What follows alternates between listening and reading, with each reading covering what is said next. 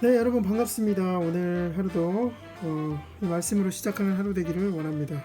말씀은요, 로마서 12장 3절로 13절 말씀. 제목은요, 은혜의 선물, 은사. 이 말씀 가지고 함께. 네, 여러분 하나님께서 정말 이 시대에 사랑하는 것이 있다면 그게 뭐냐면 뭡니까? 교회입니다. 교회. 그죠? 이 공동체라고 하죠. 네, 저와 여러분도 한 교회 공동체로 묶었어요. 그리스도의 몸된 교회라고 표현을 하죠.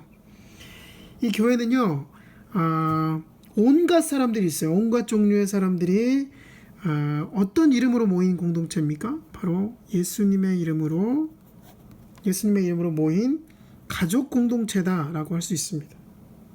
네, 교회를 그림으로 그리면 바로 예수님의 머리로 구성된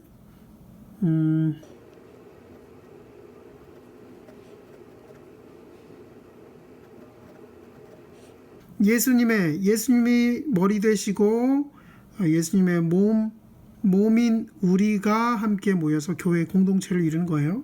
이렇게 표현을 사람의 몸으로 표현을 하죠.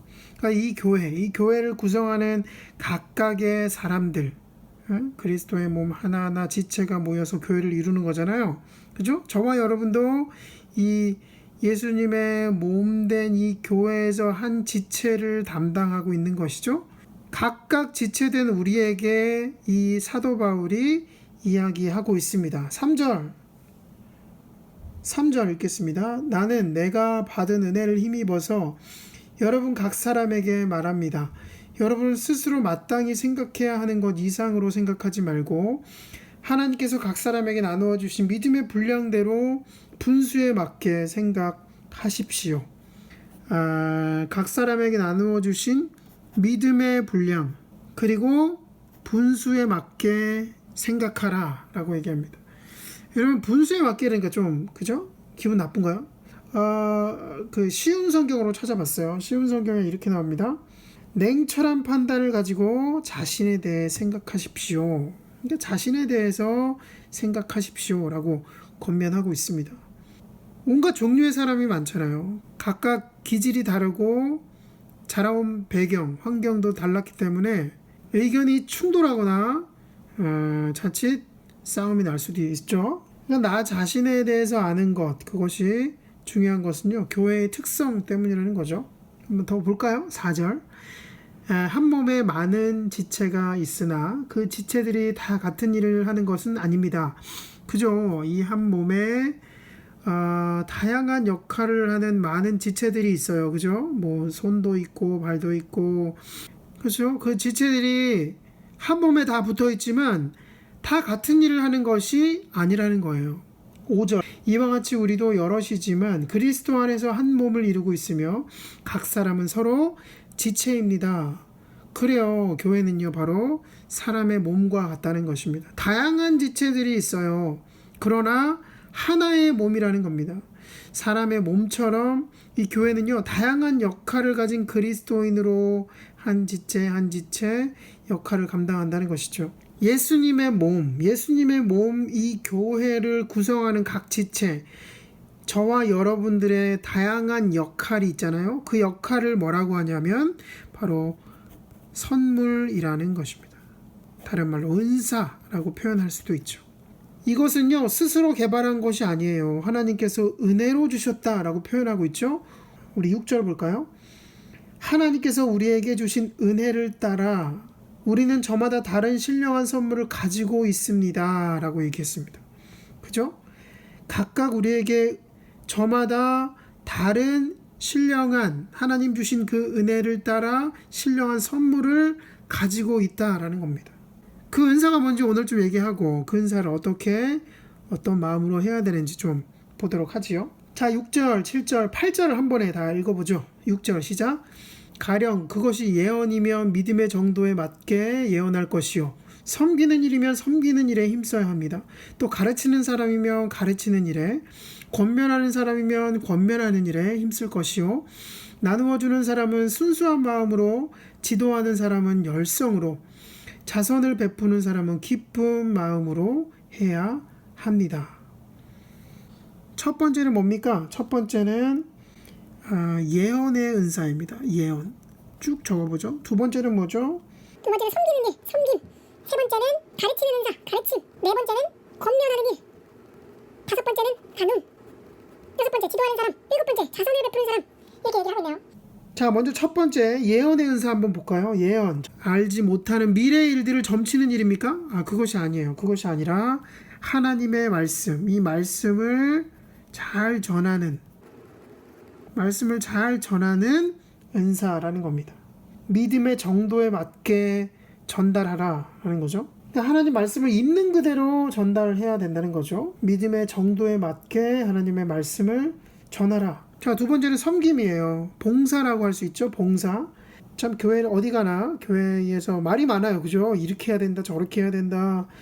이거 왜 하지 않느냐. 그렇지만 정말 묵묵히 섬기는 사람이 그 중에 또 있다는 거예요. 그죠? 참 귀한 분이죠. 섬김의 은사를 가진 분이 있다는 거예요. 왜 그렇습니까? 거짓된 가르침이 많기 때문입니다. 거짓된 가르침. 그래서 또 가르침의 은사가 필요하다는 거죠. 가르침의 은사가 상당히 중요하다. 또 어떤 은사가 있습니까? 권면의 은사. 예? 권면. 남을 위로하고 격려하는 이 은사. 권면하는 은사. 또 가난한 사람에게 베풀고 나눌 수 있는 그 나눔의 은사. 또 기도의 은사. 리더십을 갖고 남을 잘 좋은 길로 인도하는, 지도하는 그런 은사. 그리고 뭡니까? 자선의 은사. 아프고 고통받는 사람들을 잘 돌볼 수 있는 은사. 바울이 열거하지 않은 다양한 은사들이 많이 있습니다. 어쨌든 자신들의 어떤 은사를 발견하는 건요, 참 쉽지 않은 것 같습니다. 여러분은 어떤 은사가 있는 것 같으세요? 어떤 또 은사에 여러분 사모함이 있습니까? 그러니까 이런 걸 어떻게 확인합니까? 우리는요, 다양한 일들을 교회에서 경험함으로써 그 은사들을 발견하는 것이 필요하다는 거예요. 그래야 자신이 정말 좋아하고 잘하는 일이 무엇인지 알 수 있다는 거예요. 여러분, 교회에서 너무 벗어나려고 하지 마세요. 교회 안에 들어와서 어떤 일이든 참여하고 자발적으로 좀 더 교회 안으로 들어와서 이 다양한 은사들 중에 여러분에게 하나님께서 은혜로 주신 은사가 무엇인지 발견하게 되기를 바랍니다. 네, 이 교회에는요, 다양한 지체들이 있고 다양한 은사들이 있다라는 거죠. 그 모든 지체와 은사를 하나로 묶는 힘이 있습니다. 하나로 묶는 힘. 그것이 무엇일까요? 9절 한번 읽어볼까요? 사랑에는 거짓이 없어야 합니다. 악한 것을 미워하고 선한 것을 굳게 잡으십시오. 형제의 사랑으로 서로 다정하게 대하며 존경하기를 서로 먼저 하십시오. 네, 그렇습니다. 이 모든 지체와 은사를 하나로 묶는 힘, 그것이 뭐라고 합니까? 바로 사랑이다 라고 말하고 있습니다. 어떤 사랑? 거짓이 없는 사랑. 바울은 이렇게 얘기하는 거예요. 바울은 우리에게 교회 안에서 너무 잘난 척하지 말고 겸손히 다른 사람을 사랑하며 존경하라 라고 말하는 것이죠. 11절부터 13절 마지막으로 읽겠습니다. 열심을 내어서 부지런히 일하며 성령으로 뜨거워진 마음을 가지고 주님을 섬기십시오. 소망을 품고 즐거워하며 환난을 당할 때 참으며 기도를 꾸준히 하십시오. 성도들이 쓸 것을 공급하고 손님 대접하기를 힘쓰십시오. 사랑의 헌신, 이 섬김은요, 성령님께서 우리에게 뜨거운 마음을 허락해 주실 때 가능하다라는 겁니다. 뜨거워진 마음을 갖도록 우리가 구해야 한다는 것입니다.